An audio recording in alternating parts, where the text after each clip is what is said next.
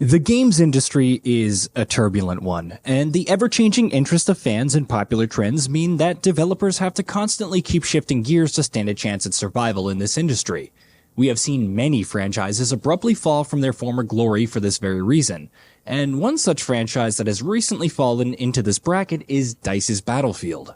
What was once a flourishing first-person shooter with plenty of spectacle and fandom has now been reduced to a shadow of its former self. And most would agree that the last couple of entries have failed to hit the mark in some way or another. To that end, we can't help but ask the question, what the hell happened to Battlefield? As fans of the franchise would know, Battlefield started off on a very strong foot. Battlefield 1942 was released in 2002 and was an instant hit on both a critical and commercial scale. At the time, DICE was able to distinguish its military shooter offerings from the competition by focusing on a sense of scale and team-based gameplay, where other first-person shooters restricted themselves to a smaller scale map and games made focused on individual performances. Battlefield 1942 introduced its signature Conquest mode, which emphasized teamwork and strategy in large-scale maps. In addition to this, Battlefield also added classes into the mix, and depending on the chosen role, players would have to fulfill their responsibilities and act accordingly during the game. Fun fact, DICE originally proposed Battlefield 1942 as a GameCube exclusive, but in the absence of proper online functionality on the console, the game was then built for the PC.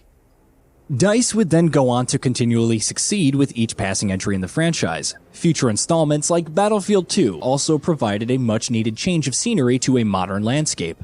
But the developer also paid attention to polishing its signature large-scale gameplay while also introducing new modes into the mix. The series' upward trajectory continued with Battlefield Bad Company, which added set pieces and a likable cast of characters in the single-player department, which helped widen the target demographic for the franchise.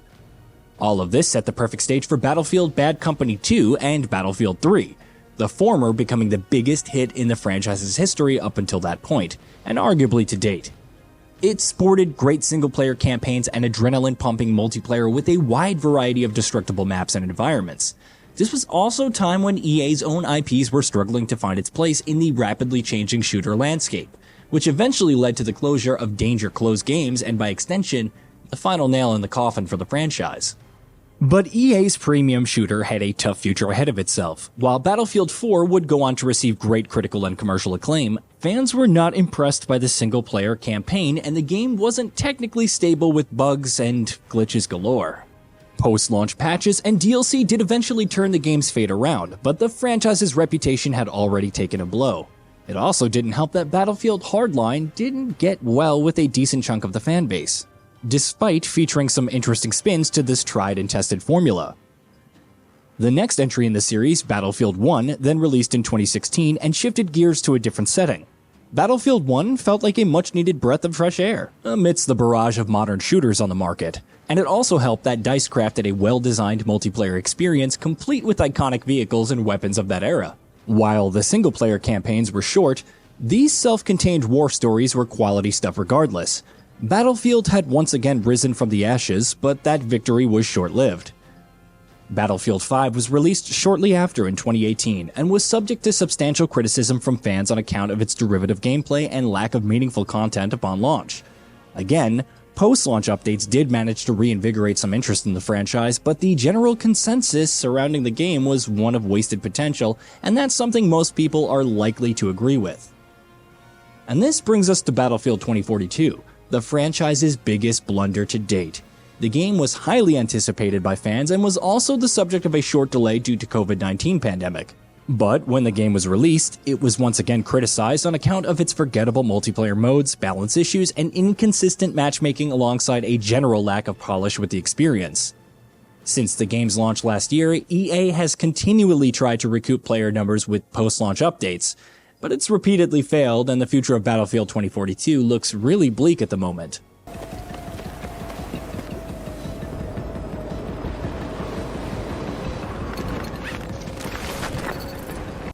So, what went wrong? We can see that the modern shooters became all the rage during the Xbox 360 and the PS3 era, which is when Battlefield was at its peak.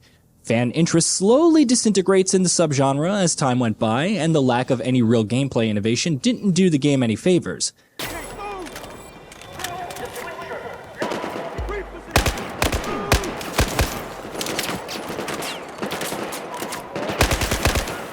While Battlefield 1 was able to recoup some interest with the series, the tendency to make iterative upgrades over substantial changes put the franchise back in the slumps once again.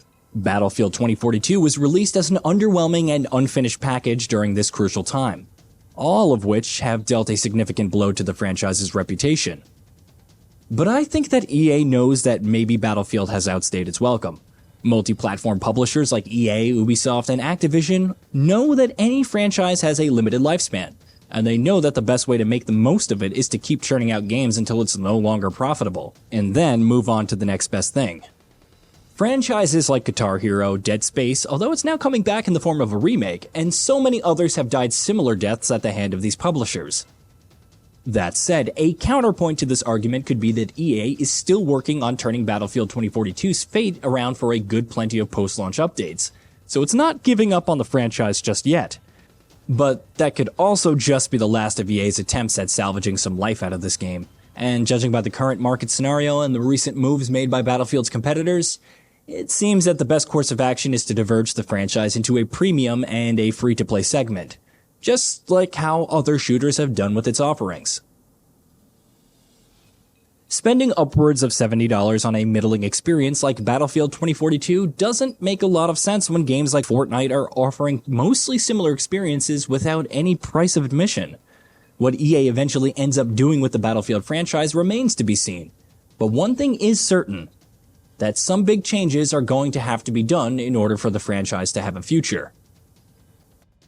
Hey, did you know that we at Gaming Bolt upload new videos every day? Stick around, drop a like, subscribe, and hit that bell. Let us know what kind of content you'd like to see in the future with a comment below, and be sure to check out our new channel, GB Plays.